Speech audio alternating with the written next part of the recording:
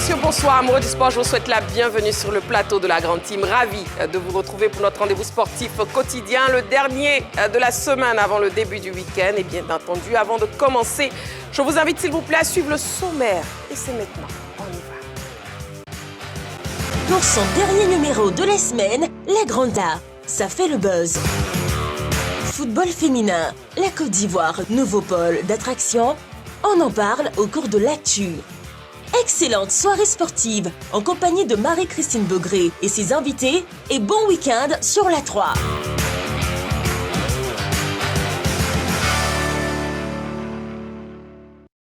Voilà, et le football féminin, donc au cœur du débat ce soir avec cette question LGT. Football féminin, la Côte d'Ivoire, nouveau pôle d'attraction. La Côte d'Ivoire, nouveau pôle d'attraction, football féminin. Et bien sûr, comme vous le savez, vous pourrez participer à l'émission, soit en nous écrivant sur la page Facebook de la 3, toujours disponible pour vous, soit en nous appelant sur le téléphone de la 3. Vous connaissez le numéro, je vous le redonne, notez-le très bien. C'est le 27 21 59 93 99, 27 21 59 93 99, le numéro de téléphone de la 3. Nous sommes en direct pendant 90 minutes sur la 3, donc jusqu'à 22h. Nous sommes là et bien sûr nous parlerons sport, nous parlerons toutes disciplines sportives avec vous, mais aussi avec les membres de la team déjà présents sur ce plateau, à savoir Dagochal. Dagochal, bonsoir, comment vous allez? Bonsoir Marie-Christine Beaugré, je vais bien. D'accord, ravi de vous avoir. Clément, bonsoir. Bonsoir Marie-Christine. Vous allez bien? Je vais bien, hein? Magnifique tenue quand même. Ah, merci beaucoup, vous êtes un amour, merci beaucoup. Mais vous aurez un carton après, ne vous inquiétez pas, ça ne change pas. Roger Stéphane, bonsoir. Bonsoir. Comment vous allez? Je vais bien. D'accord, c'est mieux. Il faut sourire parce que les cartons pleuvent ici. Et après, on sera rejoint par Gamblé Konaté. Bien sûr, au niveau du focus, on aura un invité, mais ce sera tout à l'heure. La première rubrique de cette émission, vous connaissez très bien, c'est LGT News. Et c'est maintenant, on y va. LGT News. Viet Vodao pour commencer les news. La fédération honore ses athlètes. La fédération ivoirienne de Vovinam, Viet Vodao, a célébré ses champions. L'encadrement technique ainsi que ses partenaires après les performances remarquables réalisées lors du 8e championnat du monde de Vovinam tenu à Bali en Indonésie. Cet événement a rassemblé autorités sportives, familles et passionnés autour d'un moment fort en émotion et en fierté nationale. Nous avons l'honneur d'être félicités par le président de la fédération. Franchement, c'est une belle initiative, c'est la première fois et je suis très fier franchement. J'encourage tous les pratiquants vraiment à travailler, à représenter dignement le pays. Avec ce que je vois aujourd'hui, je pense que les efforts vont dorénavant être récompensés. Face à des nations de grande tradition martiale, l'équipe ivoirienne s'est illustrée par sa discipline et son esprit d'équipe, hissant haut les couleurs de la Côte d'Ivoire sur la scène internationale. Ces distinctions viennent récompenser un travail collectif rigoureux et une préparation menée avec détermination. Nous voudrions surtout motiver nos athlètes. Vous savez, depuis 2017, nous participons aux différents championnats du monde et nous avons évolué de la 24e place à la 15e en 2023 et aujourd'hui à 8e mondial. C'est du travail qui a été fait. Et nos athlètes, en dehors des médailles qu'ils glanent là-bas, aimeraient aussi faire l'objet d'une reconnaissance nationale. Et donc, nous avons organisé cette cérémonie-là symboliquement pour leur reconnaître tous ces efforts-là, les motiver pour les joutes à venir. Portée par ces résultats, la fédération entend poursuivre ses efforts pour développer davantage le Vovinam Viet Vodao en Côte d'Ivoire et préparer les prochaines échéances internationales avec ambition et détermination. Allons-y pour le débrief des news. On commence avec vous, Roger Stéphane. Oui, évidemment, avec la condamnation des supporters sénégalais. Ils sont 18. Suite aux malheureux événements qui ont émaillé la finale de la dernière Coupe d'Afrique des Nations de football entre le Sénégal et le Maroc, brillamment remporté d'ailleurs par les Lions de la Teranga, eh bien, les 18 supporters qui ont sémé le trouble ont été condamnés. Ils sont accusés de hooliganisme. Il y a eu beaucoup de dégâts matériels. On parle d'environ 370 000 € de dégâts matériels. Ils ont été condamnés. Les peines oscillent entre 3 mois et 1 an. Il y a des peines, sanctions financières également, entre 1 000 et 5 000 dirhams. Eh bien, la sanction est tombée et les commentaires fusent un peu de toutes parts. Les avocats des Sénégalais sont éminemment pas contents, ils sont extrêmement déçus. Et moi, je partage la déception des avocats, des supporters sénégalais. Parce que j'ai le sentiment que cette affaire-là a dépassé un peu le cadre du sport. Parce que nulle part, à moins que je ne le vois après, nulle part je l'ai vu des supporters marocains être condamnés. Parce qu'évidemment, sur les événements, il y avait également des supporters marocains qui sont extrêmement mal comportés. Ils n'ont pas été condamnés. Ce sont les supporters sénégalais qui ont été condamnés.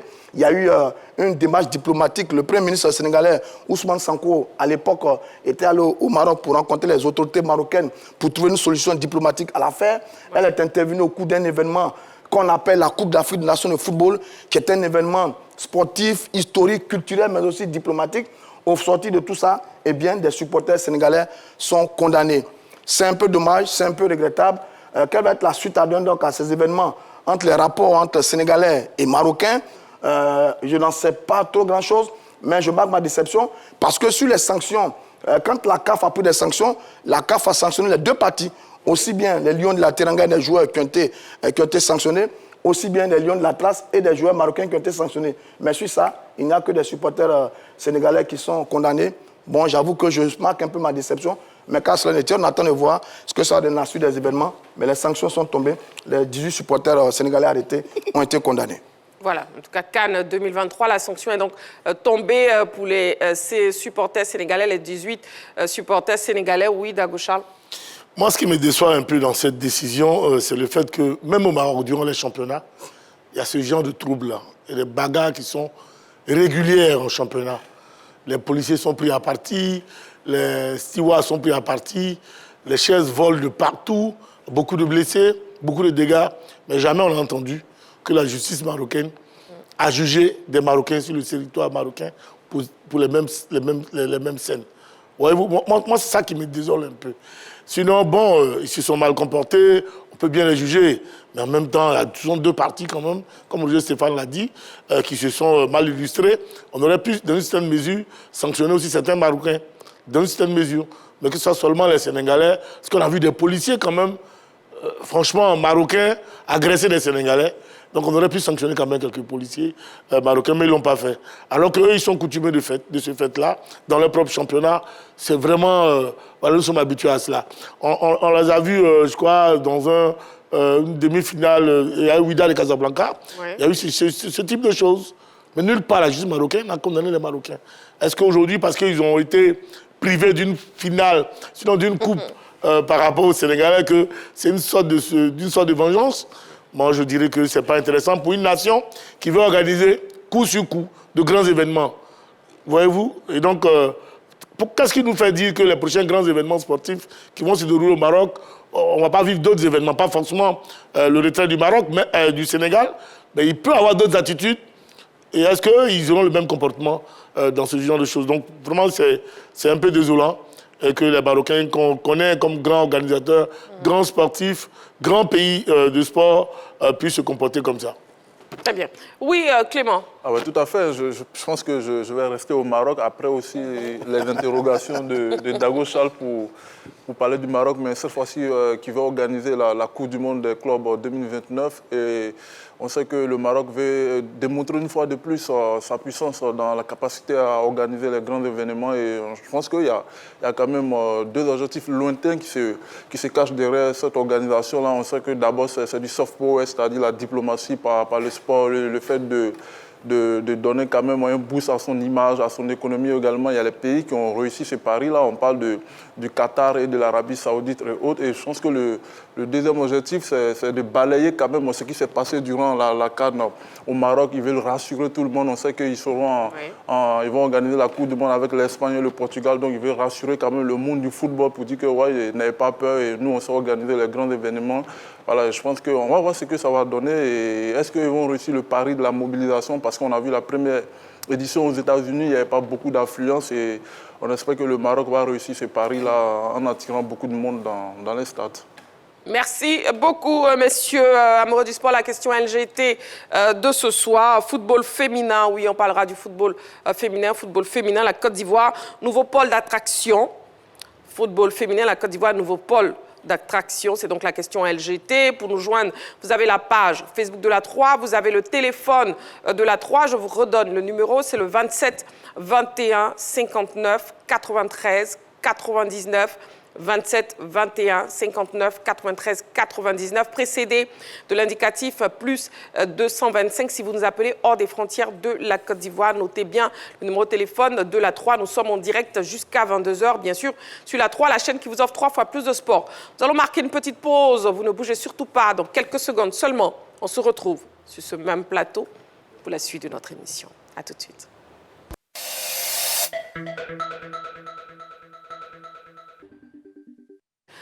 Voilà, on se retrouve sur le plateau de la Grande Team pour poursuivre donc notre émission et nous passons au focus de ce soir. C'est maintenant.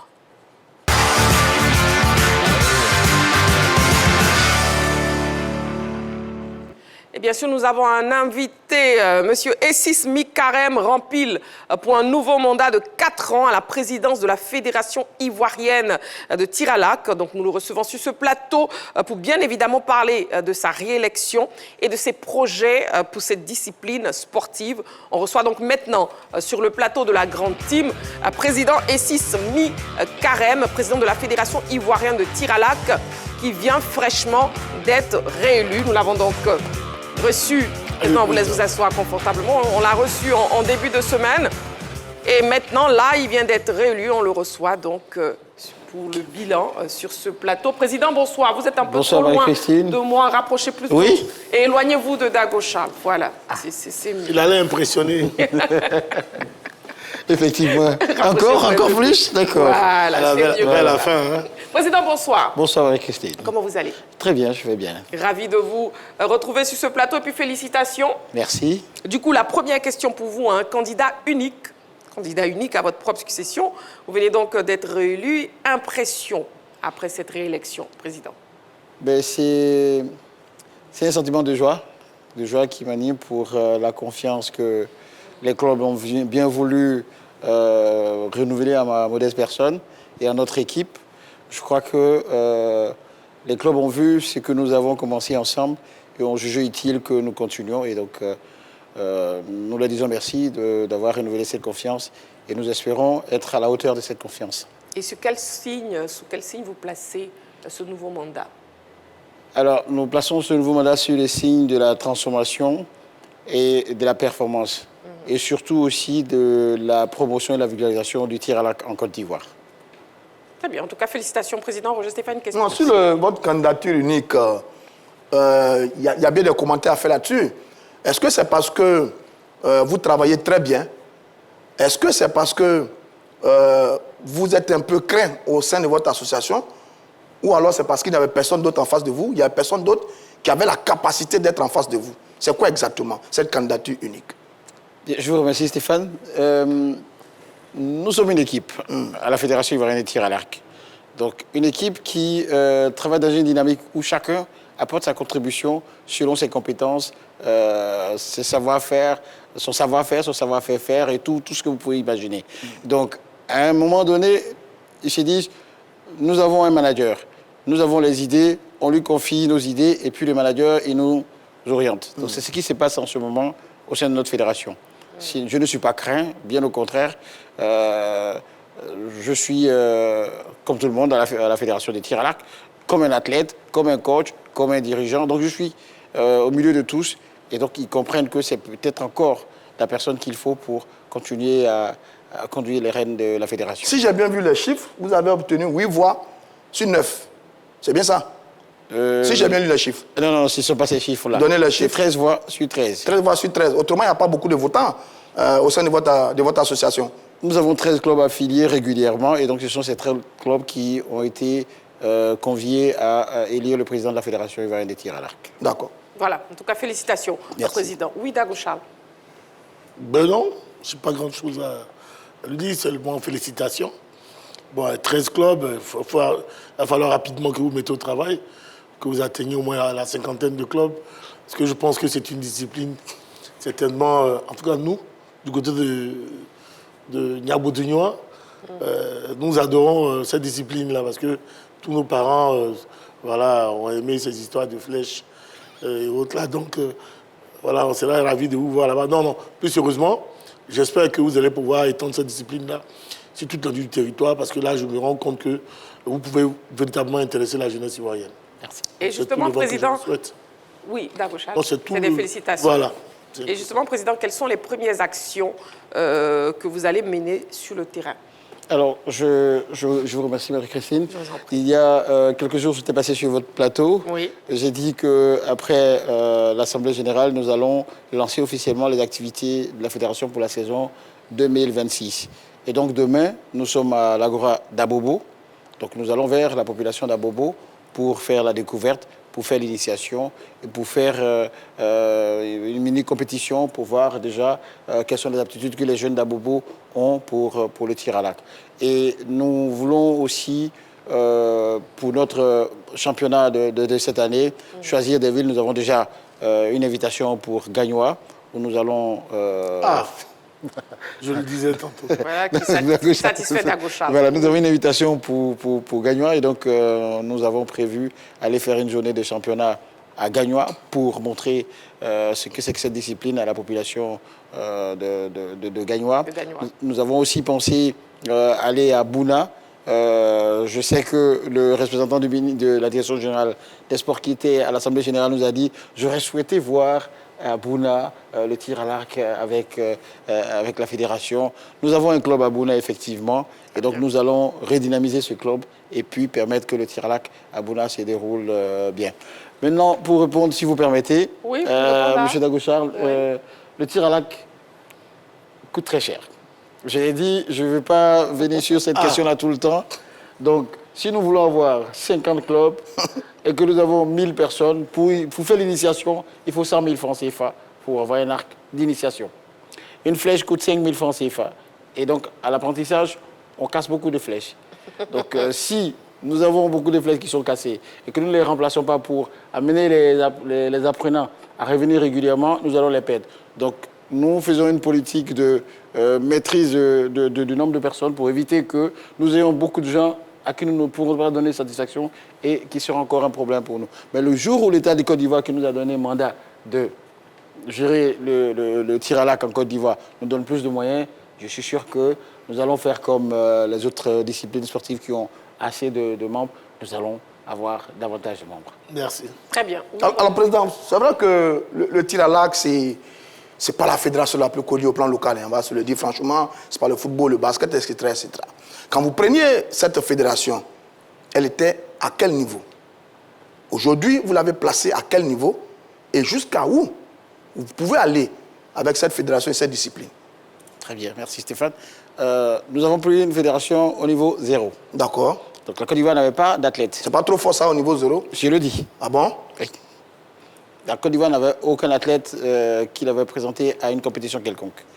Et nous nous sommes donnés pour mission de renverser la pyramide, donc de montrer que le tir à l'arc est un sport de très haut niveau, donc un sport olympique. Et puis, sur la base de ce que nous aurons montré au sommet de la pyramide, nous viendrons à la base maintenant pour travailler, parce que nous aurons montré aux gens qu'il y a un objectif à atteindre, qui est le haut niveau, donc le niveau olympique. Et dès que nous avons été élus, en 2012, nous avons qualifié un athlète ivoirien aux Jeux Olympiques de Londres 2012. Très bien. Et nous avons réitéré cela à Rio de Janeiro. Nous avons encore qualifié 2 athlètes. Et à Tokyo également, nous avons qualifié une athlète. Malheureusement, elle n'a pas pu participer parce que nous n'avons pas eu les moyens qu'il fallait pour faire les compétitions qualificatives, donc les compétitions de ranking, pour qu'elle ait le minima. Il y avait aussi le Covid, c'est surtout ça, qui n'a pas permis que... Sinon, nous avions les moyens de sortir, mais le Covid n'a pas permis que nous allions facilement à plusieurs compétitions pour que la jeune fille ait le minima pour participer aux Jeux Olympiques de Tokyo. Et ensuite, nous avons raté de peu Paris, mais je vous assure que la Côte d'Ivoire est jusque-là la meilleure équipe africaine. Très bien. Tant dans les U18, nous avons un athlète déjà qualifié pour les Jeux Olympiques de la jeunesse de Dakar, et donc une athlète que nous sommes en train de préparer pour le prochain championnat d'Afrique où elle pourra se qualifier puisqu'elle a 1 point près de la qualification pour les Jeux Olympiques de la jeunesse. Et au niveau des seniors, nous avons tant au niveau des filles, donc Anne-Marie Yedang qui est championne d'Afrique qui était champion d'Afrique en 2025 ici à Abidjan. Et puis Eyeni Franck, chez les hommes, qui a été champion d'Afrique aussi et record d'Afrique. Donc, je vous dis que nous travaillons au plan continental, au plan international. Nous avons la position des 100e meilleurs athlètes au monde. C'est un très beau résultat pour 100 000 athlètes que compte le ranking international. Pour dire que nous faisons ce travail, mais nous voulons que la Côte d'Ivoire connaisse effectivement le tir à l'arc. Et ce que la RTI fait, ce que la 3 fait, est déjà assez grand. Pour nous avoir donné 3 heures de temps de direct pour les finales du tir à l'arc, c'est du jamais vu. Et c'est aussi une satisfaction que la fédération met à son compte. Et nous tenons à remercier la RTI pour cette action-là. Je vous en prie, merci beaucoup, en tout cas, Président Essis Mikarem, président de la Fédération ivoirienne de tir à l'arc. Un mot de fin avant de nous quitter, Président. Le mot de fin, c'est d'inviter tous ceux qui aiment le tir à l'arc, qui veulent découvrir le tir à l'arc, de s'associer à nous, à la Fédération. Autant les clubs nous ont fait confiance et nous ont reconduit pour 4 années, nous voulons leur remettre le tir à l'arc entre leurs mains et ensemble continuer à développer cette discipline dans l'intérêt des Ivoiriens et pour les Ivoiriens. Je vous remercie. Merci à vous, Président Essis Mikarem, qui vient d'être réélu pour un second mandat à la tête de la Fédération ivoirienne de tir à l'arc. Merci beaucoup, Président. Je vous en prie. Alors, on marque une petite pause, amoureux du sport. Vous ne bougez surtout pas. Dans quelques secondes seulement, l'émission poursuit. À tout de suite.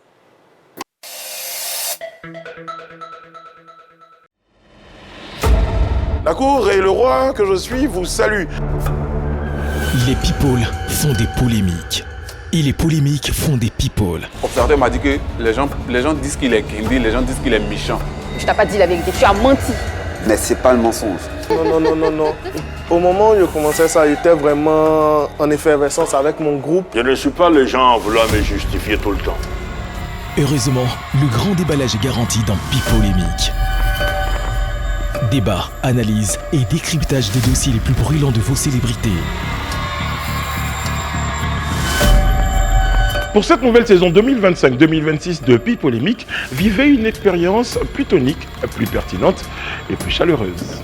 Pipolémique à suivre tous les jours du lundi au vendredi dès 13h30 sur la 3.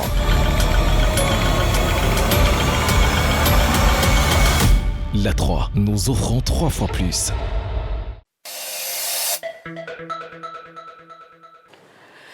Voilà, amoureux du sport, nous sommes toujours en direct sur la 3. Bien sûr, vous suivez votre émission La Grande Team. Comme vous le savez, le numéro de téléphone de la 3, ne l'oubliez pas, le 27 21 59 93 99. Nous sommes actuellement au niveau du Sabuzz. On y va.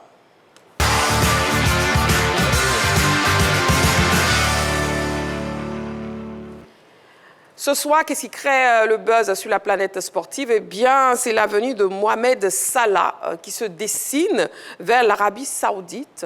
Peut-être bien possible. Alors, messieurs, sur le plateau, est-ce que vous êtes surpris par cette information annonçant la prochaine destination de Mo Salah en Arabie Saoudite, Dagochal? Moi, non. C'est tout à fait normal qu'il signe en Arabie Saoudite. Ils ont tendance à rabener tous les grands joueurs voilà, dans leurs différents championnats. Lorsque j'évoluais du côté des Émirats Arabes Unis, à Al Jazeera à l'époque, ils avaient tout fait pour faire venir Zidane, ne serait-ce que pour un match d'exhibition. Parce qu'ils ont envie de voir Zidane aussi, qui est une star arabe. Quand je suis arrivé au Koweït, ils ont fait pareil. Ils ont essayé de faire venir toutes les petites stars arabes, justement parce qu'ils veulent que ces stars-là aussi jouent avec leurs garçons, leurs enfants au niveau des championnats. Donc, non, je ne suis pas surpris de voir Mohamed Salah en Arabie Saoudite, mais surtout qu'il y a le fonds saoudien d'investissement qui est là, qui gère tous ces grands clubs-là. Ils ont suffisamment de moyens pour offrir un véritable contrat à Mohamed Salah, pour qu'il puisse bien s'épanouir dans ce championnat. Mais est-ce que c'est le championnat parfait pour lui, Clément? Oui, tout à fait. Je pense qu'il est capable de s'adapter à toutes sortes de championnats. Et en plus, le championnat saoudien, sans dénigrer ce championnat-là, je pense qu'il a quand même les aptitudes, les qualités pour pouvoir performer dans ce championnat. Après, qu'est-ce qu'on retient? On retient que l'idylle entre Mo Salah et puis Liverpool est quand même connaît ce qu'on appelle le déclin. Voilà, c'est plus le joueur prioritaire du côté de Liverpool, c'est plus ce gars qui est au centre du projet. On ne le cache pas et on ne va pas par mille manières pour le démontrer à Mohamed Salah. On lui montre que ce n'est plus la priorité à Liverpool. Lui, il essaie quand même de s'entêter un peu. Il veut. Beaucoup de garçons qui sont passés devant lui en termes de priorité. Aujourd'hui, c'est même plus le joueur le plus décisif de Liverpool cette saison. Donc je pense que pour moi, il gagnerait quand même à s'exiler du côté du Golfe, aller finir tranquillement sa carrière. Il a 33, 34 ans maintenant et on sait qu'en Premier League, ça demande beaucoup d'efforts. Et pour un joueur pareil, je pense que Liverpool va vouloir maximiser en termes de transfert également et garder Salah longtemps. Je pense qu'ils ne vont pas le vouloir parce qu'eux, ils vont sortir perdants à la fin. Donc, Mohamed Salah gagnerait quand même à aller dans ce championnat-là qui commence à gagner un peu aussi en qualité. Il va se frotter aux meilleurs tels que Karim Benzema et autres. Il va dans un bon club également. Et ce n'est pas la première fois que les Saoudiens viennent derrière Mohamed Salah. Ils ont déjà essayé à plusieurs reprises. On va voir, est-ce que cette fois-ci, ça sera la bonne? Wait and see, comme on le dit du côté de la Grande-Bretagne. Pour l'instant, direction l'Arabie Saoudite. Oui. Et puis après, c'est une excellente destination pour Mohamed Salah, quand même, à son âge. 33 ans, c'est une zone dorée, il y a beaucoup d'argent à gagner. Avec sa religion, il va s'intégrer parfaitement. Je pense qu'on n'est pas surpris. On n'est pas surpris. Quand on observe un certain nombre d'éléments concernant Mohamed Salah, on n'est pas surpris. D'abord, il ne fait pas une très belle saison à Liverpool en ce moment. J'ai vu, il a 27 matchs, 7 buts et 8 passes décisives. Mais ça, ce n'est pas les statistiques de Mohamed Salah. Mohamed Salah, il tourne généralement autour de 30 buts, etc. C'est le patron de l'équipe. Il n'a plus son coup de rein, son pied gauche magique. Il n'est plus tout à fait titulaire. Oui, dans lequel il disait, dans une interview dans laquelle il disait qu'il voulait partir. Donc, l'affaire se concrétise un peu cette année. Et donc, on n'est pas surpris. Maintenant, l'Arabie Saoudite, oui, je pense que c'est la destination qu'il lui faut. Là-bas, c'est un championnat qui est extrêmement ambitieux. Depuis de nombreuses années, on a dégagé de grands moyens pour avoir de très, très grands joueurs. Cristiano Ronaldo, Benzema, N'Golo Kanté, etc., etc. Je pense que lui aussi, il a sa place dans ce championnat. Et puis le dernier élément, bon, écoutez, il a 33 ans. À 33 ans, il a quasiment tout gagné, tout raflé avec l'équipe de Liverpool. C'est le meilleur Africain de la Premier League de tous les temps. C'est l'un des meilleurs joueurs de Liverpool de tous les temps. Il a tout gagné, Ligue des Champions, titre en individuel, en collectif. Donc évidemment, à un certain moment, après 8 ans, 9 ans, il y a une envie d'aller voir ailleurs. Et donc je pense que le moment est arrivé, c'est le bon moment pour lui. Il n'y a plus l'exigence de la Coupe d'Afrique qui le maintenait un peu à Liverpool. Là, maintenant, il part à la retraite. Ça va être une retraite dorée. On attend de voir les chiffres qui vont sortir des tiroirs des clubs saoudiens. Mais c'est pas, on est convaincu qu'on va casser la tête pour Mohamed Salah et il le mérite très bien. Mohamed Salah qui n'a pas fait une très bonne CAN, hein, mais on peut dire le prochain challenge, ce serait le Mondial 2026. Est-ce que vous pensez qu'il serait capable de pousser l'Égypte très loin, Dagochal? Moi, je pense qu'il a fait une bonne CAN. Hein. Ah, vous pensez qu'il a fait une bonne CAN? Oui, moi, je pense qu'il a fait une bonne CAN. Les avis sont partagés, donc. Oui, parce que, non, ils l'ont dit tout à l'heure, la saison n'a pas été aussi heureuse pour lui, hein, parce que faire une bonne CAN, ça se prépare et on sait qu'on est dans une bonne dynamique et là, on prouve. Et donc, pour moi, il a fait une bonne calcul. Les 3 matchs qu'il a livrés, c'était des matchs de belle facture. Maintenant, est-ce que ça va marcher pour lui du côté de l'Arabie Saoudite? Ça, c'est une grande question. Il est dans son monde, dans son milieu, un milieu musulman. Voilà, ils savent vivre ensemble. C'est comme ils vivent en Égypte. Parce que les Égyptiens n'aiment pas trop sortir parce qu'ils aiment vivre en caste, ils aiment vivre dans leur société, propre à eux. Et donc, aller vivre dans cette société-là en Arabie Saoudite, ça sera un peu plus facile pour lui. Donc, je pense qu'il va pouvoir intégrer facilement. Il va pouvoir prouver. Maintenant, est-ce que s'il joue là-bas, il pourra venir prouver pour gagner une Coupe d'Afrique? C'est aussi possible. Bon, Sadio Mané l'a fait. Voilà, depuis l'Arabie Saoudite, il est venu, il a gagné la Coupe d'Afrique. Après, il faut que l'équipe nationale d'Égypte aussi se réinvente, à mon avis. Maintenant, si l'équipe se réinvente, c'est possible qu'il puisse apporter ce plus-là, ce dernier coup de patte. Ça peut réussir pour lui. Mais moi, contrairement à mon aîné, je pense qu'il n'a pas fait une bonne CAN. Parce que, bon, je lui ai dit, il s'est débrouillé. Il était annoncé leader naturel de l'équipe de l'Égypte. Il a fait ce qu'il avait à faire. Mais ce n'est pas le Mohamed Salah qu'on connaît. Un Mohamed Salah, généralement, avec l'Égypte, c'est un niveau un peu plus relevé. Avec les Égyptiens cette année, j'ai plus aimé Mamouche, Fatih et Atia au milieu de terrain qui ont été vraiment, à mon avis, meilleurs que Mohamed Salah. Mais il est resté un bon aîné qui a conduit le groupe pas mal sur l'ensemble de la campagne. Maintenant, le championnat de l'Arabie Saoudite va lui convenir parfaitement. En plus, il sera dans un très bon club.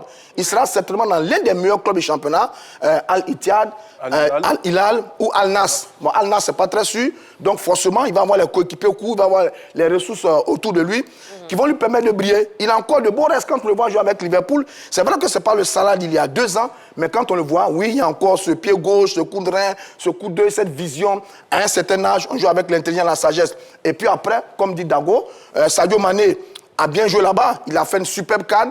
Khalidou a joué là-bas, il a fait une superbe canne. Donc, lui également, il peut aller jouer dans cette zone et puis aller faire une superbe Coupe du Monde avec les Pharaons d'Égypte. Mais en tout cas, moi, j'avoue que je suis content pour lui parce qu'il a dominé le monde du football véritablement du côté de Liverpool. Maintenant, aller pour une retraite dorée avec sa sublime femme du côté de l'Arabie Saoudite. Pour moi, oui, j'ai dit sublime parce qu'elle est un peu atypique. Il semble que c'est une femme musulmane, pieuse, bien rangée, qui n'a rien à voir avec les paillettes, le bling-bling des femmes, généralement des footballeurs. Donc, je dis c'est une très bonne chose. Je pense qu'en Arabie Saoudite, Mohamed Salah va faire de très belles choses. Merci pour la précision de la compagne de Mohamed Salah. Ah, n'est-ce pas, Clément? Ah ouais, tout à fait. Comme vous l'avez dit, votre phrase.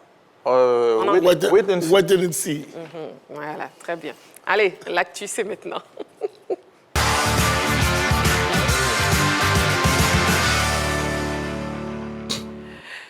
On ouvre le téléphone à présent, le 27 21 59 93 99, 27 21 59 93 99, pour vous permettre de participer à l'émission, surtout de répondre à cette question LGT. Football féminin, la Côte d'Ivoire, nouveau pôle d'attraction.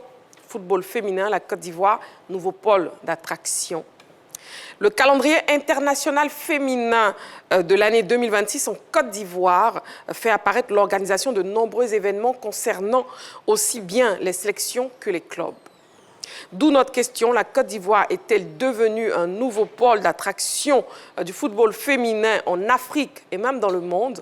On en parle après cet élément préparé par la rédaction. On regarde.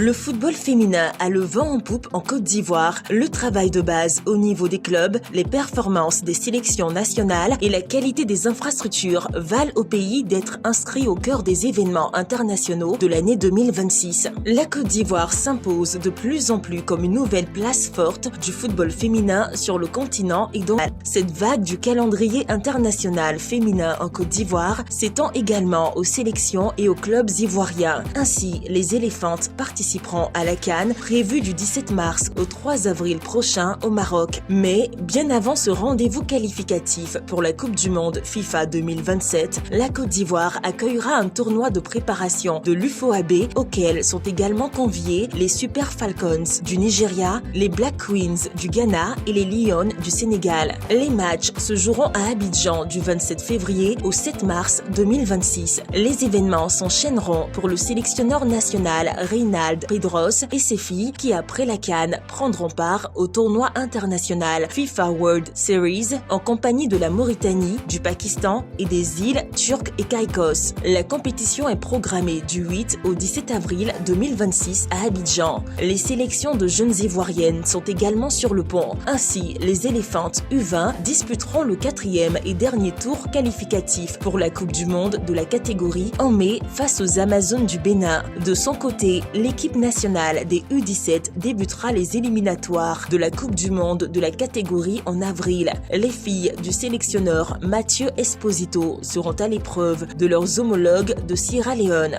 Dans ce vaste mouvement du calendrier international féminin, les clubs ivoiriens ne sont pas en reste. En août prochain, le champion de Côte d'Ivoire, au terme de la saison, prendra part au tournoi UFOAB qualificatif pour la Ligue des champions féminines de la CAF qui se déroulera en novembre dans un pays qui reste à déterminer. Au regard de ce tableau, la Côte d'Ivoire est-elle devenue un nouveau pôle d'attraction du football féminin en Afrique, voire dans le monde?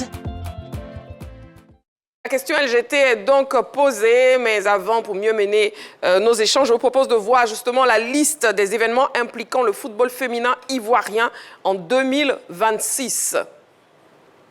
Voilà, quelques événements intéressants donc, pour cette année 2026. La Coupe de la Ligue de France, la finale olympique, les Lyonnaises face à l'équipe féminine du Paris Saint-Germain. C'est le 14 mars 2026 au stade Félix Houphouët-Boigny. Il y a la CAN 2026, le 17 mars, du 17 mars au 3 avril du côté du Maroc. Pour le calendrier, on a le 17 mars Côte d'Ivoire, Burkina Faso, le 20 mars Afrique du Sud, Côte d'Ivoire, et puis le 23 mars Tanzanie, Côte d'Ivoire. Voilà donc pour le programme des éléphants pour cette CAN. Le tournoi U3B des 4 nations, les participants, on a la Côte d'Ivoire, le Nigeria, le Ghana, le Sénégal. La date, c'est du 27 février au 7 mars 2026. C'est ici également à Abidjan. Il y a le tournoi international FIFA Series 2026. Les équipes engagées, on a la Côte d'Ivoire, la Mauritanie, le Pakistan, les îles Turques et Caïcos, si je prononce bien. La date, c'est du 8 au 17 avril 2026. Ici également en Côte d'Ivoire. On a la Coupe du Monde féminine U20, le 4e tour, Côte d'Ivoire-Bénin. C'est entre le 1er et le 3 mai pour le match aller et pour le match retour entre le 8 et le 10 mai. Je rappelle au passage que pour ce match-là, la Côte d'Ivoire sera au 4e tour. On a sorti quelques formations, notamment la Gambie et le Maroc. Ensuite, la Coupe du Monde féminine U17. Premier tour, Sierra Leone, Côte d'Ivoire. Date 10-12 avril pour le match aller, 17-19 avril pour le match retour. La Ligue des champions féminines CAF, avec évidemment, je crois, la SEC Mimosa, tournoi qualificatif U3B, août-septembre 2026. Le lieu est à déterminer. Et puis la phase finale, novembre 2026. Le lieu est également à déterminer. Calendrier très, très chargé au niveau du football féminin pour l'année 2026. Effectivement, un calendrier très, très chargé, d'où cette question LGT. Football féminin, la Côte d'Ivoire, nouveau pôle d'attraction.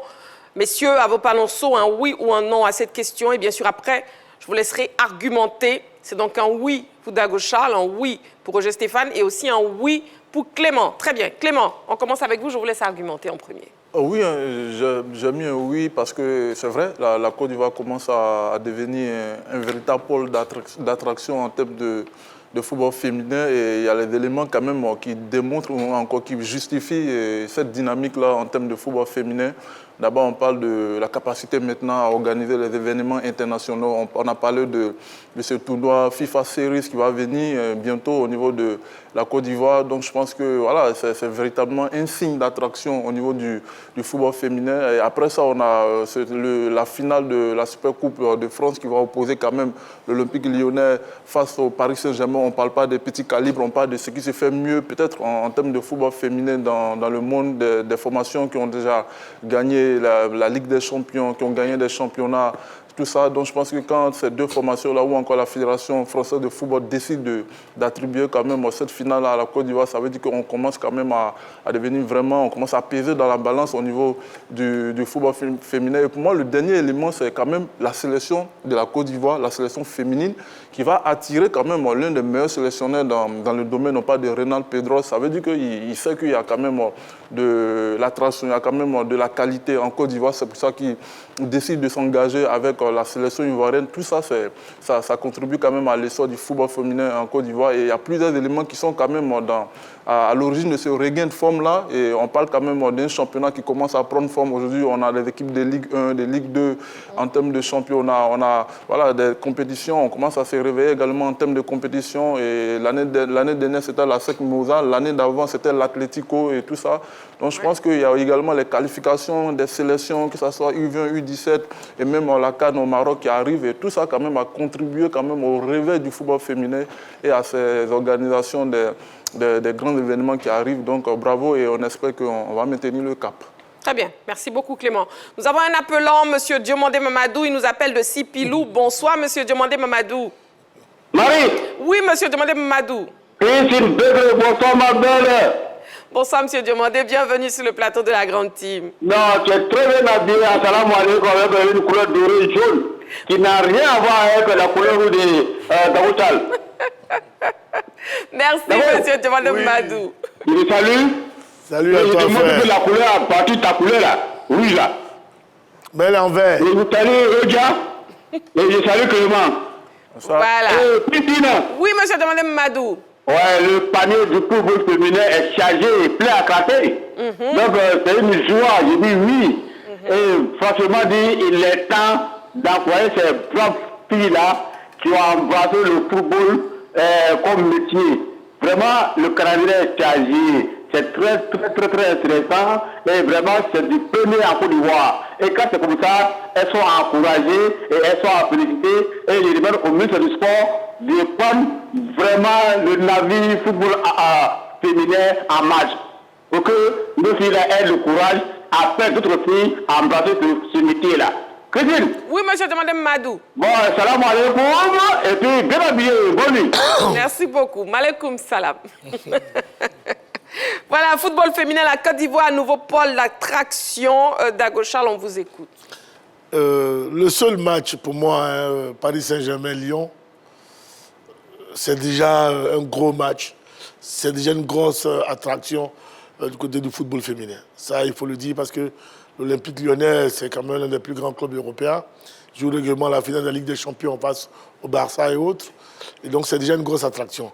Maintenant, ajouter à cela les U20, l'équipe senior U17 et les compétitions qui vont se jouer à Abidjan dans nos infrastructures, c'est vraiment pour accentuer cette attractivité-là que représente le football féminin. Donc, je pense qu'il n'y a pas de débat à avoir sur une telle situation. Moi, ce qui m'encourage en plus, c'est le fait d'insister aussi sur les équipes locales qui vont participer aux compétitions interclubs. Oui. C'est le cas de la SEC Mimosa qui va certainement, c'est vrai, les jours, comme Stéphane l'a dit, restent à déterminer. Oui. Mais ça m'intéresse un peu plus. Parce que je ne souhaiterais pas qu'on fasse la même erreur qu'on a faite avec le football des hommes. Au début des années 2000, on a mis beaucoup d'accent sur le football des hommes. Et puis, les clubs sont restés un peu en marge. Et puis, bon, après, ça a été difficile depuis. Et tous les Ivoiriens, on s'est tous focalisés sur l'équipe nationale A. Et puis, bon, on n'a pas vu le reste. Donc là, avec ces calendriers aussi chargés, je suis convaincu que tous les journalistes, tout le monde du sport, du foot en général, on va tous être, je dirais, emballés, n'est-ce pas, par le football féminin. Et derrière, par les équipes nationales, hein. Je parle des U17, U20 ou autres, les filles de l'équipe nationale. Et on est capable d'oublier nos filles au niveau du championnat national. Donc j'espère que les dirigeants vont mettre un accent particulier là-dessus, que pendant ces tournois, non seulement les filles vont apprendre, celles qui sont pas en sélection, elles vont apprendre à côté de leurs sœurs qui sont en sélection, mais surtout un accent particulier sera mis sur ces filles-là pour qu'elles continuent les entraînements, elles continuent de travailler pour que ça puisse payer en définitive les saisons à venir. De sorte que ça soit une vraie lancée sur une dizaine d'années, pas un truc momentané. Très bien, merci Dago Charles. La question LGT est aussi posée à Clément, il a répondu oui et on écoute ses arguments. Roger Stéphane. Ah oui, c'est vrai. Clément a déjà parlé. Clément s'est déjà mouillé. Allez-y. Allez-y, Roger Stéphane. Non, mais je ne dirais pas le contraire de ce qu'ont dit mes amis. Le dernier événement majeur auquel on a participé, si ma mémoire est bonne, c'était la Coupe du Monde féminine en 2015. On n'avait pas été très très bon, mais on avait le mérite d'y aller. Ça remonte à 11 ans. Ça remonte à 11 ans. Et 11 ans, 10 ans après, on a vu le calendrier, l'évocateur de ce qu'il y a un vrai boom, il y a une effervescence, il y a une émulation, il y a des événements. Les deux événements que sont la Ligue française féminine et le tournoi de la FIFA sont suffisants pour dire que oui, Abidjan est la plaque tournante. Sur le tournoi, la finale en France, l'idée de cette compétition est née en janvier 2025. Le format a été validé en mai 2025. Et la finale se joue en mars 2026 en Côte d'Ivoire. C'est la toute première édition, c'est la toute première finale. Et ça se joue chez nous en Côte d'Ivoire avec Paris Saint-Germain. Le Paris Saint-Germain, qui est l'un des plus grands clubs européens aujourd'hui, qui a réussi à inscrire son nom depuis de nombreuses années maintenant sur le panthéon du football européen. Et puis il y a l'équipe de Lyon, qui est la meilleure équipe féminine en Europe. Je n'ai pas envie de le dire au monde, mais en Europe, c'est le Real de Madrid. Du côté de l'Europe. Donc quand vous avez ces deux équipes-là, le Real de Madrid, c'est le Real Madrid qui est le plus titré. En termes de football féminin. On parle de football féminin, Roger. Ah, football féminin. Bon, autant pour moi. Donc c'est le Barça. C'est ça. Vas-y, tu peux reprendre le Barça alors. Non, je ne prends pas. Donc, si vous voulez, l'équipe lyonnaise, c'est le top des tops. Et donc, voir ces deux équipes-là venir à Abidjan pour jouer une finale d'une toute première compétition, d'une fédération internationale qui est l'une des meilleures fédérations au monde, c'est un fait majeur qu'il faut signaler. Deuxièmement, c'est le tournoi de la FIFA Series. Côte d'Ivoire, Pakistan, etc., etc. Donc, évidemment, il y a quelque chose qui est fait. Il y a quelque chose qui est fait. Il y a vraiment un football féminin qui vibre, qui bouge. Si on tient compte de toutes les compétitions locales, avec les tournois UFOA, les éliminatoires, les U15, les U17, les U20, si on y ajoute les choix forts qu'a fait la Fédération de football, on a choisi des techniciens, mais chevronnés, pour venir avec nos sélections nationales, je dis oui, il y a quelque chose qui s'est passé. Bravo à tout le monde. On espère que ça ne va pas être un feu de paille et que la situation qu'on vit depuis 2 ou 3 ans va être une situation qui va faire un boom véritablement à l'image. Le meilleur exemple du boom, justement, c'est l'équipe de la SEC Mimosa qui, en 2 ans de création, est allée jouer finale de Coupe d'Afrique face à FAR Rabat et perdre la finale. C'est extraordinaire. Il y a un vrai miracle qui s'est produit en ce qui concerne le football féminin. Et ça, il faut le signaler. Oui, on va le dire très très fort, Abidjan est devenue la capitale africaine du football féminin. Merci Roger Stéphane. Nous avons un appelant, monsieur Animel Mathias. Il nous appelle de San Pedro. Bonsoir, monsieur Animel Mathias. Oui, bonsoir à la grande Marie Bogueri. Bienvenue. Je vais très bien, merci beaucoup. Bienvenue sur le plateau de la Grande Team, monsieur Animel, et puis on vous écoute. Bon, je salue tout le monde sur le plateau. Hein. Oui. Bonsoir. Bon, écoutez, la question a toute sa réponse. Hein. Puisqu'il y a très longtemps, comme le Roger Stéphane l'a si bien défini, il y a très longtemps que ça ne s'est pas passé comme ça. Depuis notre dernière participation à la Coupe du Monde, voilà, c'était au rabais. Mais tout brusquement, tout s'élève. C'est lieu de saluer le président de la FIF pour le travail abattu. Vraiment, je l'encourage à continuer dans ce sens-là, parce que c'est tout bénéfice pour la Côte d'Ivoire qui, après les hommes, nos femmes, nos valeureuses femmes sont en train de nous faire plaisir. Maintenant, moi, mon inquiétude, je prie Dieu pour que ça soit encore la SEC qui nous représente. Parce que la SEC nous a représenté et on a vu le résultat. J'ai peur que la SEC ne soit pas en tête et que ça soit une autre équipe et qu'on ne pas prendre une déculottée. Voilà, c'est ce qui me fait peur. Sinon, vraiment, bravo aux femmes et puis bon, vraiment, merci pour tout. Merci à vous, monsieur Animel Mathias. Merci beaucoup pour votre participation à l'émission. Clément, justement, choisissant la Côte d'Ivoire pour son tournoi FIFA World Series, est-ce que la FIFA ne récompense pas les efforts de la Côte d'Ivoire pour le développement du football féminin? Tout à fait. Hein. Moi, j'avais oublié quand même un argument, comme on le dit, on dit à tout seigneur, tout honneur, il faut pas quand même minimiser ou même banaliser le travail de la Fédération ivoirienne de football qui a quand même donné les moyens. Il y a de cela 2 ou 3 ans dans son cahier des charges d'abord, qui va imposer quand même des équipes féminines à toutes les formations, que ce soit des Ligue 1, Ligue 2. Aujourd'hui, on a quand même un champion. Ça a même donné l'idée à la SEC Mimosa qui n'avait pas d'équipe féminine, d'avoir une équipe féminine et de connaître cette ascension fulgurante-là, d'aller jouer la finale de la Ligue des champions féminines et autres. Et tu as vu, on a quand même des clubs qui sont là, tels que Mouna également, qui ont des clubs de football féminin. Tu as beaucoup de clubs aujourd'hui. Voilà, il y a un championnat aujourd'hui. Même, tu passes dans la rue, on te présente des gamines qui veulent jouer au football. Ah, tiens, Clément, j'ai ma fille qui veut jouer au football, tout ça. Et on a l'impression qu'il y a des mythes qui sont en train d'être brisés ou encore des tabous. Donc, on ne va pas banaliser le travail de la Fédération ivoirienne de football qui fait un excellent boulot, qui a fait venir des techniciens, tout ça pour pouvoir augmenter tout ce qui est compétences en termes de formation, en termes de coaching également. Donc, quand les résultats sont là, il y a la visibilité pour vous. Et cette visibilité-là, ça va jusqu'à la Fédération internationale de football, qui est la FIFA. Donc, je pense que ça peut être une forme de récompense également pour le travail effectué par la Côte d'Ivoire en termes de développement du football féminin. Merci beaucoup. Moi, je suis parfaitement d'accord avec Clément Yeton. Je pense que s'il y a un acteur à féliciter dans l'affaire, c'est bien la Fédération ivoirienne de football, qui a pris des initiatives et qui a innové un peu. C'est vrai qu'en 2015, sous le président Sidi Diallo, jette les bases, parce que c'est sous Sidi Diallo qu'évidemment, paix à son âme, on va à la Coupe du Monde. Mais après, le président Sidi Diallo a mis la barre à un certain niveau. D'abord, qu'est-ce qu'on a fait? Il y a eu la création de la 2e division, qui n'existait pas auparavant. Oui. Une 2e division avec 24 équipes. Ensuite, la 1re division est passée à 14 équipes. Et sur la subvention, on avait à l'époque une subvention de 2 500 000 francs qui est passée à 10 millions de francs CFA sur l'année. Donc, il y a une augmentation de près de 7 500 000. C'est beaucoup pour le football féminin.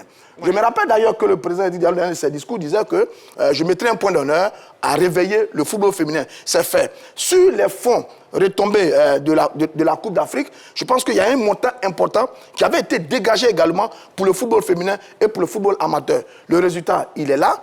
Ça bouge, il y a des résultats, il y en a 2 compétitions, on a 2 championnats, on a une super champion qui a quasiment le même niveau que les grandes écuries sur le continent, qui est la SEC Mimosa. Après, derrière, on a un championnat de U17 avec le tournoi avec du championnat scolaire UFOAB, on a le U17, on a le U20, on est allé chercher un sélectionneur du nom de Ronald Pedros, qui est l'un des meilleurs au monde, qui a été champion avec Lyon, qui entraîne l'équipe du Maroc, qui vient en Côte d'Ivoire. Donc, tout ça, mis l'un dans l'autre, évidemment, oui, la fédération a fait un bon travail. Et la FIFA, reconnaissante, elle fait confiance à notre pays en venant organiser le tournoi FIFA Series. On y ajoute, évidemment, l'État de Côte d'Ivoire avec la création de toutes les entreprises, toutes les infrastructures sportives qui permettront également d'abriter ces compétitions. Donc oui, bravo à nous, notre pays a travaillé, notre pays a bougé. Il y a une équipe qui a initié des actions, les fruits sont là et la reconnaissance est là. Maintenant, il faut propulser davantage le travail, il faut monter davantage, il faut aller encore plus loin pour que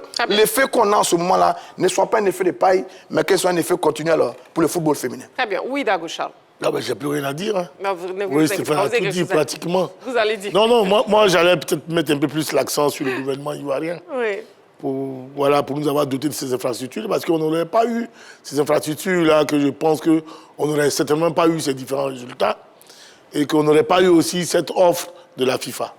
Et donc pour moi, c'est vraiment le gouvernement qu'il va falloir féliciter, le chef de l'État, pour vraiment ces superbes initiatives-là, surtout tous les plateaux techniques au niveau médical, tout ce qu'il y a un peu partout. Aujourd'hui, on peut jouer au foot sur toutes les 2 territoires.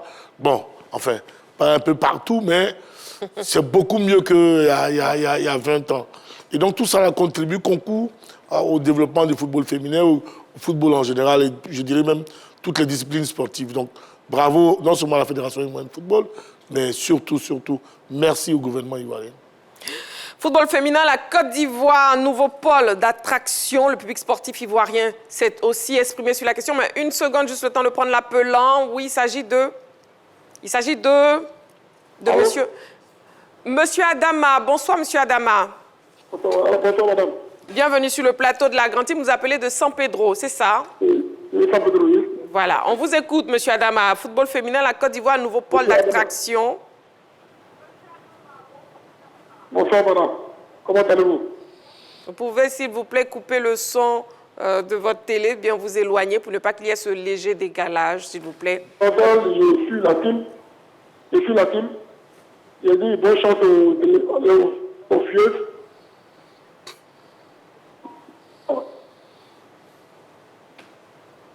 Monsieur Adama, bon, c'est pas bien grave. Vous pourrez nous rappeler. Alors, le public sportif s'est exprimé. On l'écoute. Oui, la Côte d'Ivoire était un nouveau point d'attraction dans la mesure où le football ivoirien féminin est en train de prendre de l'ampleur. Elle a eu à faire un grand pas. Nous, tout récemment, les U17, les U20 ont joué une finale. Elles n'ont pas démérité. Certes, il y a une qui cherche à se qualifier pour les mondiales. Ça a félicité. Je dirais oui, le football féminin est devenu point d'attraction parce qu'on en parle beaucoup. On en parle beaucoup à l'étranger, comme sur les réseaux sociaux, on en parle beaucoup. Et je pense que dans les années à venir, dans 5 ans, le football féminin pourra rivaliser avec nos éléphants. Parce que la Côte d'Ivoire, en matière de football, produit du bon football. Et je pense que ça a félicité. Nous devons dire merci au président de la FIFA pour ce beau travail qu'il effectue. Selon moi, oui. Dans le sens où le football ivoirien féminin a réussi maintenant à s'élever au même titre que le football masculin, au travers même les éléphantes ou encore les U17, les U20, voilà, au travers leur championnat. Et même aussi, je dois même féliciter la FIFA qui fait un très bon travail au travers de la construction des infrastructures, tout ça. Donc je me dis que peut-être dans 5 ans, le football féminin sera à son apogée. En réalité, le football ivoirien se porte plus ou moins bien, je dirais, parce que les U17 féminines plutôt sont allées en finale de la CAN et les U20 féminines sont en route pour le mondial. Mais la réalité est que oui, on parle de Lyon, tout ça, du football féminin, elles vont arriver ici en Côte d'Ivoire pour pouvoir jouer leur match. Ça, c'est une belle réalité. Mais qu'en est-il des conditions de vie de ces joueuses ivoiriennes là même? Oui, on parle de l'amélioration des conditions de vie plutôt des filles là, à chaque fois. Mais la réalité, qu'est-ce qui se passe réellement? Est-ce que la fédération ivoirienne investit réellement dans ces filles-là? Parce qu'à chaque fois, lorsqu'elles viennent sur les plateaux de télévision, c'est pour dire que ouais, il n'y a pas les moyens qui sont mis à disposition, tout ça. Elles doivent inscrire leurs enfants, elles ont des charges, tout ça. Donc c'est bien d'envoyer des gens de l'Europe pour venir jouer leur football ici, parce que oui, ça permet de développer le tourisme. Mais est-ce que ici en Côte d'Ivoire, la communication pour que les gens n'ont qu'à manger là, est-ce que c'est forcément basé sur le tourisme? Voilà, merci beaucoup au public sportif ivoirien, merci de participer à l'émission, merci de nous donner... Bien inspiré le monsieur. Franchement, il est tellement inspiré que j'en perds même mon latin, je ne sais quoi dire. Mais merci beaucoup à vous, voilà, à qui on tend le micro. Allez, la grande team, c'est chaque soir, du lundi au vendredi, de 20h30 à 22h. Nous sommes en direct sur la 3 jusqu'à 22h, donc ce vendredi soir.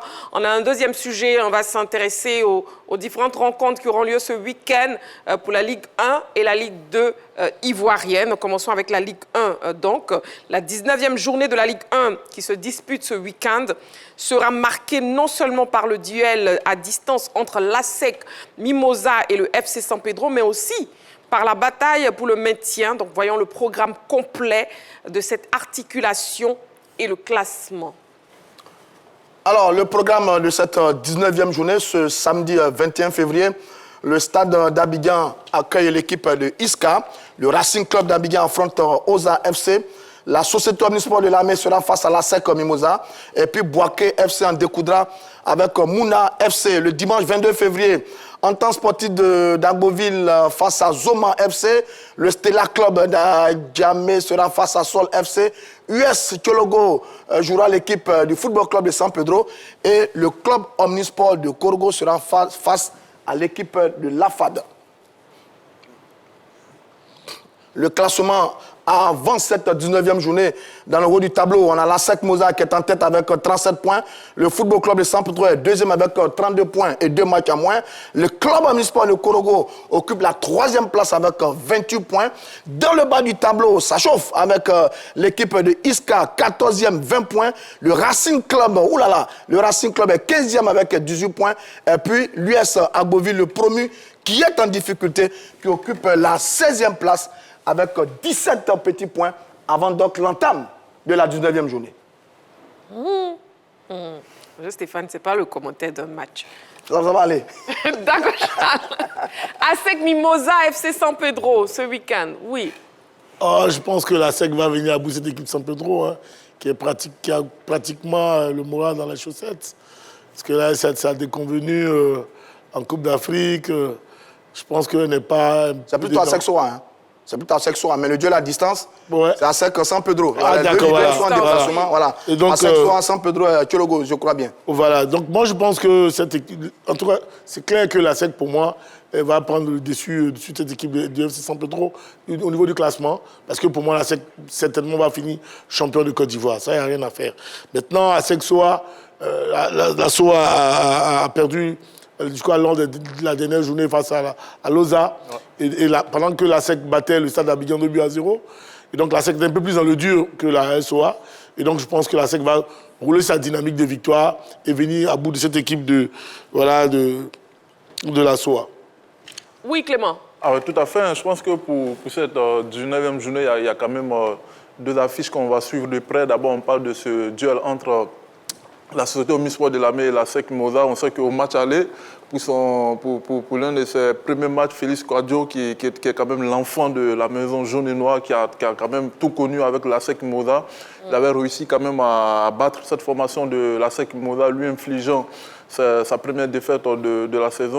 On sait qu'il a ce football chatoyant-là, ce football avec ses jeunes joueurs, il arrive quand même à faire beaucoup d'efforts. Donc la SEC va venir revanchard quand même dans cette opposition-là. Et puis la SEC doit maintenir quand même sa distance avec le FC San Pedro. Donc ça va nous donner une belle opposition du côté du stade Charles Konambani à Yamoussoukro. Et puis de l'autre côté, le FC San Pedro face à Tchologo. Tchologo qui est pour moi la révélation quand même de cette saison-là. Moi, je pensais que c'était l'effet surprise et petit à petit, ils ont confirmé quand même leur bonne forme avec un bon coach qui est là. Et puis, on sait que le travail derrière qui est effectué par des garçons tels que Choualou Adara qui connaît quand même le football ivoirien. Ils ont une très bonne équipe capable de regarder tout le monde dans les yeux. Ça sera face à la jeunesse également du FC San Pedro qui n'a plus rien à jouer, qui est sorti des compétitions africaines. Donc il va maintenant concentrer toute son énergie sur le championnat national. Ils ont 2 matchs en moins. Hein. Et s'ils arrivent quand même à gagner ce week-end-là en inspirant un faux pas de la SEC Mimosa, ils peuvent quand même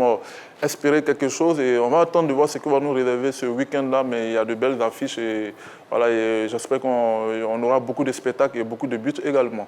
Oui, Roger. Bon, on va se régaler parce qu'il y a 2 beaux leaders en ce moment au niveau de notre football local. Il y a la SEC Mimosa, on l'a dit, qui occupe la première place. Et puis juste derrière, il y a l'équipe de San Pedro. Il y a 5 points entre les 2 formations. La SEC a 37 points, San Pedro a 32 points. Mais San Pedro a 2 matchs en moins. Autrement, la course au titre n'est pas encore totalement jouée pour la SEC Mimosa. C'est vrai que les matchs en retard ne sont pas encore gagnés. Bon, ça aussi, c'est à prendre en compte. Mais ce n'est pas encore totalement joué pour la SEC Mimosa. Et donc, c'est les 2 meilleures attaques du moment. 32 buts pour la SEC, 26 buts pour l'équipe de San Pedro. Depuis le début de la saison, je crois que San Pedro a été leader sur 1 ou 2 journées. La SEC est leader depuis. Donc, c'est 2 équipes qui se tiennent à distance et qui mènent un très beau combat. On espère qu'on va y aller jusqu'au bout. Maintenant, la SEC joue la Soustom Sport de la Mer. Sur la première la phase allée, la SO a déjà battu la SEC Mimosa 1-0. Et celui qui a fait le coup s'appelle Félix. Félix, il était dans le staff technique de la SEC Mimosa. Il s'est retrouvé à l'équipe de la SOA et il a battu la SEC Mimosa. Qu'est-ce qu'il réserve aux jaunes et noirs pour ce match du côté de Yamoussoukro? Ça va être un match extrêmement important. Attention à la SEC Mimosa. La SOA, c'est une équipe redoutable qui sait faire des faux coups aux bonnes équipes. Et puis, du côté de Korogo, si je ne m'abuse, Tchologo, FC San Pedro, au match aller, Tchologo a explosé 4-0. C'est San Pedro qui avait gagné. Sur ce match de tour, Tchologo a une très bonne dynamique. Ils sont sur 2 victoires consécutives dans le championnat. Ils sont 5e avec 28 points. Tchologo peut également jouer le titre. Ils sont mathématiquement le titre est joué pour l'équipe de Tchologo. En plus, c'est la révélation de la saison. Magnifique équipe, très bon football, qui pose beaucoup de problèmes à ses adversaires. Là, ils doivent la 5e place sur leur défaite de la journée précédente. Donc, on est parti pour avoir de très beaux matchs. Attention aux perdants en ce qui concerne la SEC Mimosa et le Football Club de San Pedro. Voilà, c'est donc les rencontres pour la Ligue 1. Pour ce week-end, on a aussi la Ligue 2. La bataille fera aussi rage en Ligue 2, hein, avec notamment le déplacement de l'Africa Sport à Yamoussoukro. Oui, et donc voilà le programme de la 16e journée, le classement dans les 2 groupes.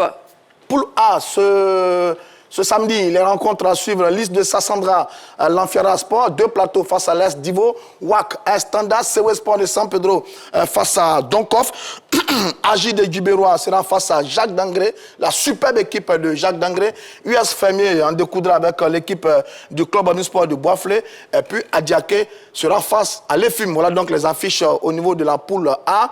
Pour le classement, pour la poule A, c'est Adiaké qui est en tête avec 28 points.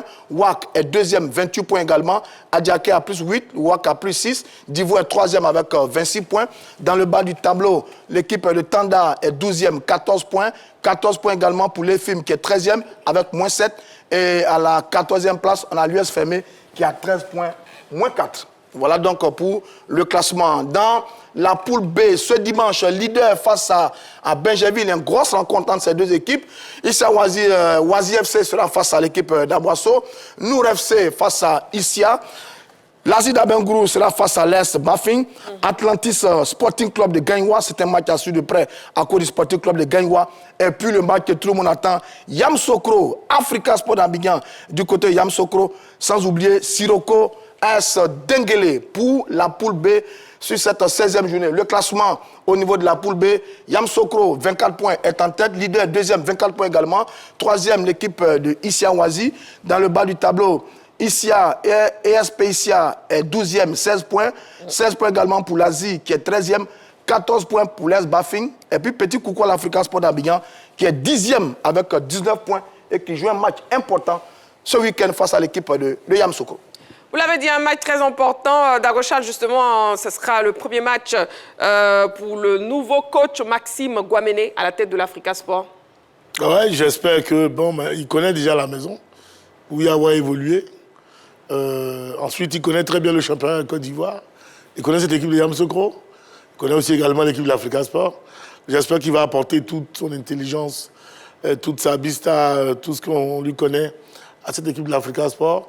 Non seulement pour ne serait-ce que redonner du goût ou de l'envie de jouer aux garçons, parce que sur la dernière rencontre de l'Africa Sport à laquelle moi j'ai assisté, franchement, c'était une équipe pratiquement perdue, voilà, sans âme, que j'ai vu face à Siroko. Et Siroko avait donné a eu beaucoup plus envie de gagner ce match-là que l'Africa. Et donc c'est ce qui a engendré, sinon entraîné le limogeage du coach. J'espère donc maintenant que l'arrivée de Maxime Guamene va donner du boum au cœur aux garçons. J'espère aussi que l'électrochoc au niveau des dirigeants, tout ça, tout va porter chance à ce groupe-là et aller réaliser une belle performance du côté de Yamoussoukro. Parce que là, si l'Africa parle de revenir en Ligue 1, il va falloir forcément battre ces ténors de sa poule, notamment Yamoussoukro. Et donc ça commence par ce match-là.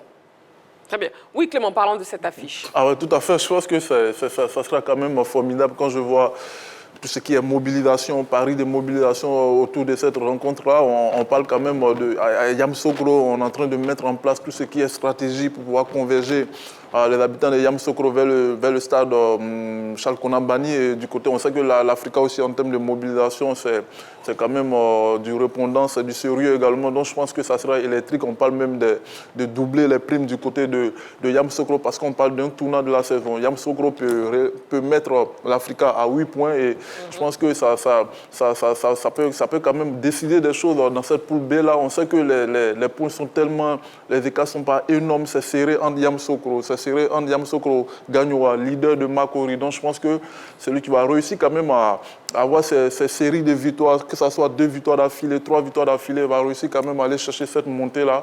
Et la journée précédente, l'Africa n'a pas profité des faux pas de ses concurrents. On ne va pas toujours compter sur les faux pas de ses concurrents parce que là, il y avait possibilité quand même de relancer complètement cette poule-là. Il y a Gagnoa qui a fait match nul face à Yamoussoukro. Tu as également leader qui a perdu face à Dengele. Donc je pense qu'il y avait un coup à faire du côté de l'Africa. Et là, ils auront quand même la pression du côté de Yamoussoukro. On va voir ce que ça va donner. Ça reste un match de football, 90 minutes pour les deux formations. Donc, il y a possibilité également de recoller à cette formation de Yamoussoukro. Ça peut être une motivation supplémentaire pour les Aiglons. Une grosse affiche. Oui, c'est une belle affiche. Oui. Une grosse affiche parce que ces deux équipes-là font les bons jours de la Ligue 2. Hein. Depuis 5 ans, Africa Yamoussoukro Ligue 2, c'est vraiment de très belles équipes.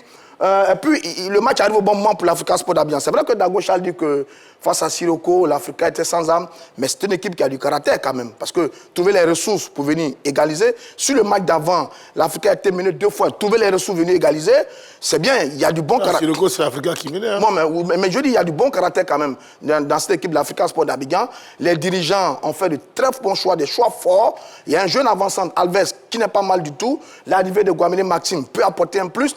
C'est un peu dommage que l'Africa n'ait pas bien négocié la journée précédente. Parce que tous les leaders ont coincé. Yamoussoukro a coincé, leader a coincé, Gagnoa a coincé. L'Africa n'a pas profité. Ils sont toujours à 5 points. 5 points, ce n'est pas grand chose. En cas de victoire face à Yamoussoukro, ils vont revenir à 2 points. Le championnat sera totalement relancé. Beaucoup de supporters m'ont appelé pour me dire, bon, c'est des supporters, hein. L'Africa, en ce moment, c'est la meilleure équipe de ce début d'année 2026. J'ai dit d'accord, je suis d'accord avec vous. On espère que l'Africa va confirmer ça face à l'équipe de Yamoussoukro. Mais attention, Yamoussoukro, qui fait une très belle saison. Yamoussoukro, c'est vraiment l'équipe qui gère bien cette poule. Et je pense qu'ils voudront faire un résultat face à l'Africa pour creuser l'écart. C'est le match à ne pas perdre pour l'Africa Sport d'Abidjan si les Verts rouges veulent garder intact leur chance pour pouvoir monter cette saison. Parce qu'en Ligue 2, ça va très très vite. Il n'y a que 5 points. C'est rien du tout. L'Africa a toutes ses chances face à l'équipe de Yamoussoukro. Et on a le groupe A. Dans le groupe A, on a l'AS Standard, Clément, oui. Ah oui, tout à fait. Dans cette poule A-là, je pense que la poule est complètement relancée. Relancée pourquoi? Parce qu'il y a Adiaké qui avait quand même une bonne longueur d'avance sur les autres, qui n'a pas réussi quand même à capitaliser ou encore garder cette longueur d'avance-là. Depuis 2 matchs maintenant, les hommes de Corée n'arrivent plus à gagner. Ils sont quand même en mode dents de scie. Et ça a vu quand même des formations telles que le WAC se rapprocher. Le WAC qui a 28 points maintenant. Tu as l'AS Divo également qui va talonner ces 2 formations-là, qui a 26 points. Et puis tu as l'Amfiara de Ndri Kofi Romari qui joue très bien au football également, qui a son mot à dire, sans oublier Agi de Guibiroa qui a 24 points.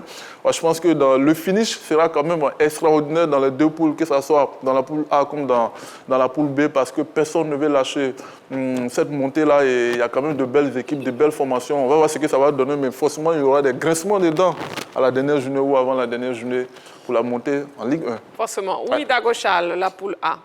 La poule A, moi, les 2 équipes me font bonne impression. C'est l'AS Divo, cette équipe du WAC qu'on croyait perdue, mais là qui est pratiquement sur le podium. Avec l'AS Divo aussi qui revient de loin. Quand on a connu ces équipes-là, pour nous qui souhaitons que ce sont les équipes des régions de Côte d'Ivoire qui viennent animer le championnat, franchement, je suis heureux de voir cette équipe de l'AS Divo vivement, qu'elle vienne à bout de cette équipe de 2 plateaux et que pourquoi pas qu'elle revienne en première division. Mais bravo au WAC qui elle aussi a su redorer son blason pour pouvoir revenir à ce meilleur niveau-là. Maintenant, pour ce qui est des standards, franchement, moi, je ne comprends pas cette descente aux enfers pour avoir été champion quand même parmi les champions de Côte d'Ivoire, se retrouver comme ça, je crois, à la 16e ou 17e place, c'est pas réduisant pour un ancien champion. Oui, non, sur le poule A, Adiaké, WAC, Divo, Adiaké, on n'est pas surpris. Depuis quelques saisons, cette équipe Adiaké est très très régulière. Le WAC, c'est une bonne nouvelle. Sur les dernières saisons, ce n'était pas une très bonne équipe du WAC qui est en train de revenir à la surface. Et puis la bonne note, c'est l'équipe de l'AS Divo. On avait oublié cette équipe de l'AS Divo. Je ne sais pas, elle était une formidable équipe du championnat de Ligue 1 il y a quelques années. L'AS Divo, elle a un peu disparu. Là, elle refait surface, c'est très bien. Mais mon coup de cœur à moi, c'est Jacques Dangré. Jacques Dangré face à Agi de Guibiroa. Jacques Dangré, c'est vraiment la pure merveille. Autant que Logo est la révélation au niveau de la Ligue 1, Jacques Dangré est un bonheur du côté de la Ligue 2. Le projet du feu président Sidi Diallo, repris magnifiquement par son fils Aboulaye Diallo, en complicité avec Jean-Marc Guillou. Ça marche très très fort. C'est une belle équipe, c'est une belle saison. C'est la sensation, elle attire le public, elle attire du monde. C'est tel que tout le monde a envie de voir jouer. Tellement Jean-Marc Guillou a bien formé les gens. Tellement Aboulaye Diallo pilote très bien cette équipe-là. Ouais. Bravo à Jacques Dangré, c'est mon coup de cœur. J'espère qu'elle va s'imposer face à Agi de Guibiroa. Qui était en difficulté en début, c'est vrai. Et puis après, les gamins ont retrouvé. Clément, c'était votre coup de cœur. Ah ouais, c'est oui, votre coup de cœur. Jacques Dangré, c'est magnifique. Le football naturel, voilà. Je pense que c'est le spectacle qui attire les gens. Et la fois dernière, le président Souleymane du Racing Club d'Abidjan parlait de l'une des affiches et nous, on était derrière la mobilisation. On a lancé le pari et je pense que c'était le quart de finale de Coupe nationale entre le Racing Club d'Abidjan et cette formation de Jaka. Il y a eu du monde.